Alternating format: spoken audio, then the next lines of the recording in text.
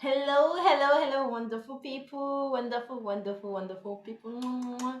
I love you. Thank you for your support. Thank you for your like. Thank you for your comment. Thank you for subscribing. Thank you for everything. I really, really appreciate your baby girl is really, really, really, really grateful. Keep it coming, guys. Just I love you. I love you. I love you. I love you. So welcome back to my channel. So our next video is from Guy John 59. Yeah, and it says Thomas Sowell with Joe Biden. Let's check this wonderful video out. We'll be quiet, please, so the witness can be heard. He deserves to be heard. My support for the nomination of Judge Robert Bork to the U.S. This may be the most important Supreme Court nomination of our time, not simply because the present court is so closely divided, or even because Judge Bork is the most highly qualified nominee of this generation, but because this is an historic crossroads as regards the expanding power of judges, which is to say, the erosion of people's rights to govern themselves democratically. Gradually but steadily over the past 35 years, more and more decisions have been taken out of the hands of the American people and vested in courts. Those preoccupied with the merits or demerits of the specific issues raised in the cases involved pay little attention to the general drift away from accountable representative government.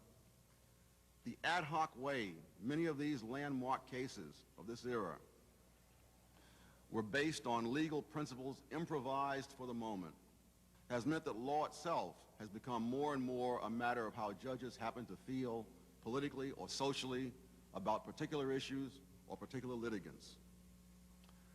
No one has opposed these judicial trends more consistently or more ably than Robert H. Bork, first as a scholar and then as a judge.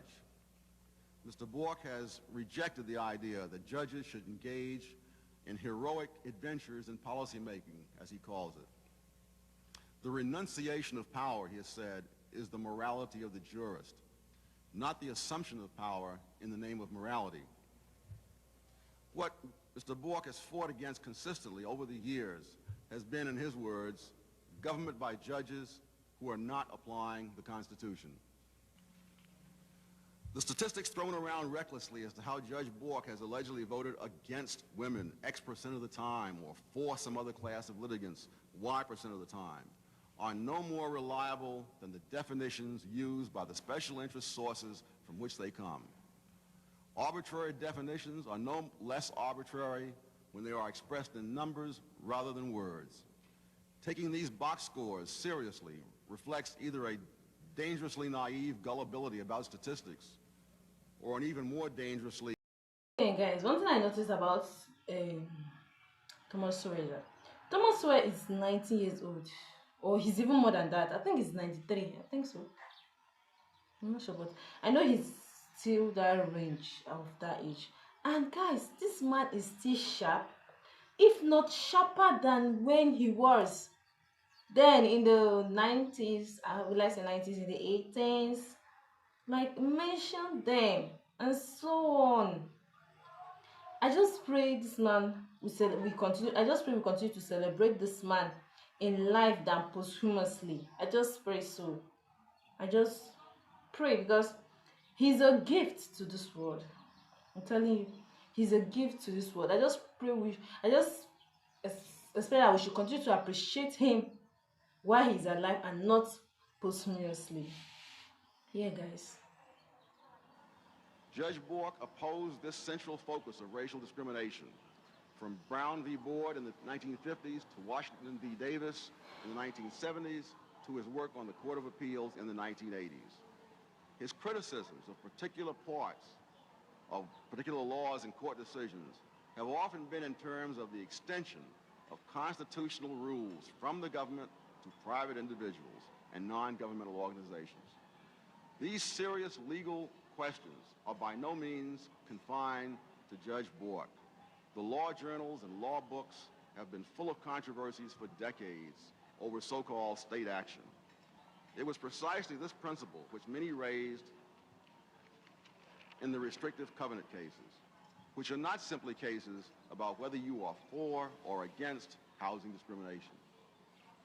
Demagoguery on this point is especially uncalled for, since no one, as far as I've been able to tell, has ever seriously advanced any evidence that Shelley v. Kramer or Reitman versus Mulkey made any discernible difference in racial housing patterns. The question is whether political symbolism was enough reason to justify trying to make the Constitution say something that it did not say. In our preoccupation with specific issues and specific groups, it is easy to forget that all groups stand to lose as Americans when the law is undermined as judicial activism surrounds all laws with a large and growing penumbra of uncertainty.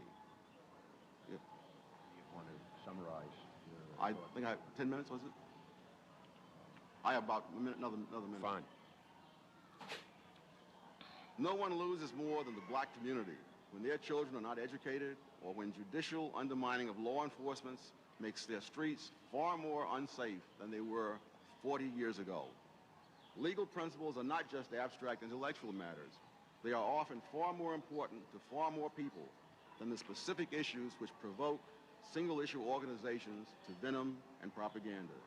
If more people will look beyond this propaganda to the enduring principles which should guide the law of the nation, I am sure that more will support the nomination of Robert Bork to the Supreme Court. I don't think that judicial activism has been beneficial to minorities. One of the reasons that is what I've mentioned earlier, that it's extremely hard for kids in many ghettos to get a decent education today. Let's say as decent an education as I got in the center of Harlem 40 years ago, because the disruption is so much greater today and there's so little you can do about it. If you expel more black males from some schools than you expel Asian females, that becomes a court case. You have the American Civil Liberties Union intervening in these places. There were students, there were parents actually, parading, I believe in Chicago, with signs saying American Civil Liberties Union, keep out, because they wanted their kids to get educated. That couldn't be done if you're going to have to due process every disruptive student. I think one of the great handicaps that blacks and other minorities face across the country is that they are systematically mismatched with universities in the admissions process. That is, if Harvard feels that it must have X% of blacks, and if the pool is such that they can't get X% of blacks at the same level as the rest of the Harvard students, they're going to take those blacks who would have succeeded in some state university and bring them to Harvard, where many of them will fail. Or MIT is a better example, that the average black student at MIT is in the bottom 10% of MIT students in math. But he is in the top 90% of all American students in math, because MIT students are so phenomenal in mathematics. Something like 1/4 of all the black students going to MIT do not graduate. You're talking about a pool of people who score at the 90th percentile in math, whom you are artificially turning into failures by mismatching them with the school. Well, guys, it looks like Thomas Sowell is speaking to the panel of Democrats. I think so, because I can see that they are yarning, reading, not even paying attention to Thomas Sowell. Not even, like, they are not even paying attention to what he's saying. I just feel as if they are not even paying attention. Wow, nothing changes about all these Democrats. Ew. Cases make bad law derived from that fact. You dream up a principle to reach this result, and then the principle has a life of its own. So the principle of desegregating the No, schools. that wasn't the principle. The principle was the reason that they picked for it. Well, that's all I'm saying. Okay, the reasons they picked, Yes. desegregating the schools, you and Judge Bork agree were the wrong principles, and they should have not. So the court shouldn't have done that. No, the court should have done it. Oh, okay. Both of us have said the court should have done it. I see. And in my case, and I think in his case, the court should have done it a lot sooner. How? They should have ruled that it wasn't equal protection of the law, because nobody in his right mind believes that there was equal protection of the law in the Jim Crow era of these school systems. I'm just trying to figure out what you're saying.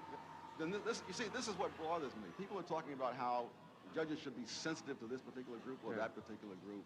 And if that means anything, if it means he's applying the law differently, that's precisely how blacks were held down for generations in the South. So by literacy applying the law differently. So literacy tests, as long as they were equally applied, are all right. Sure. So I thought you thought. I gather from your comments about MIT and Harvard that you don't think there's enough blacks out there who are qualified to fill the number of vacancies allotted for them in those schools. Is Is that right? Is that what you're Well, saying? the word qualifies really is misleading. I got it. So, but my point is, you believe there are not enough black women and men out there that are the same as white women and men to be able to go through Harvard and MIT. What you're It's saying. not a question of what I think. It's a factual matter. So factually, you're saying factually there are not enough. Factually, this study's already been done by Clipgard at Harvard, and the figures are all there. Anyone can look them up. Okay, no, I just want to hear from you. I want to know what you're thinking. Yes, you see, Sowell is older than Biden, yet then and now he looks younger and is smarter than Biden could ever dream to be. I'm telling you the truth.